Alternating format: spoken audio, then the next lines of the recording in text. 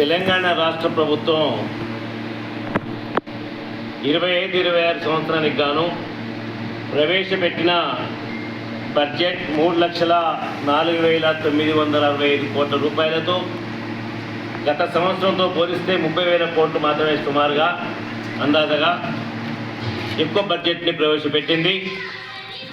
ముఖ్యంగా తెలంగాణ రాష్ట్రంలో 10 సంవత్సరాల బీఆర్ఎస్ పార్టీని ఓడించడానికి 6 గ్యారంటీలు, 7వ గ్యారంటీ ప్రజాస్వామ్య పరిరక్షణ.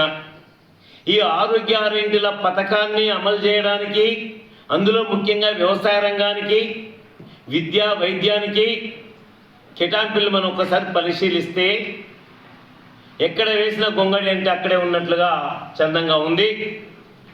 దాదాపుగా విద్యకు 15% బడ్జెట్లో కేటాయిస్తానని చెప్పేసి హామీ ఇచ్చిన 7% దగ్గర 8% కేటాయింపులతో సరిపుచ్చుకొని గతంలో కూడా పరిపూర్తి చేయలేదు ఇది కేటాయింపుల్లో.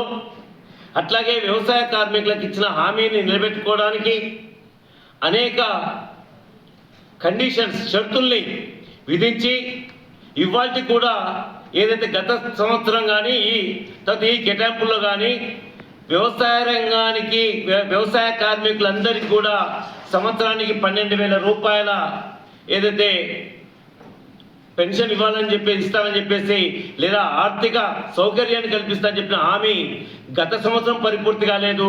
ఈ బడ్జెట్ కేటాయింపులను ఒకసారి పరిశీలిస్తే అది పరిపూర్తి కాదని చెప్పేసి మేము గుర్తు చేస్తూ ఉన్నాం.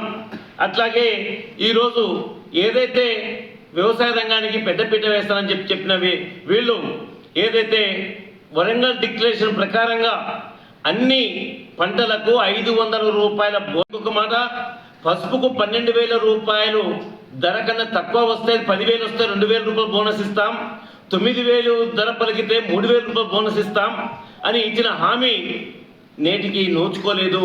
500 రూపాయల బోనస్ కూడా ఈరోజు ఏదైతే చూస్తే సన్న వడ్లకు మాత్రమే దాన్ని వర్తింపజేసి అందులో సగం పైగా ఎగనామం పెట్టింది గత సంవత్సరం. ఈ సంవత్సరం కేటాయింపులు ఒకసారి చూసుకున్నప్పుడు దాదాపుగా 1,800 కోట్ల రూపాయలు మాత్రమే కేటాయించారు.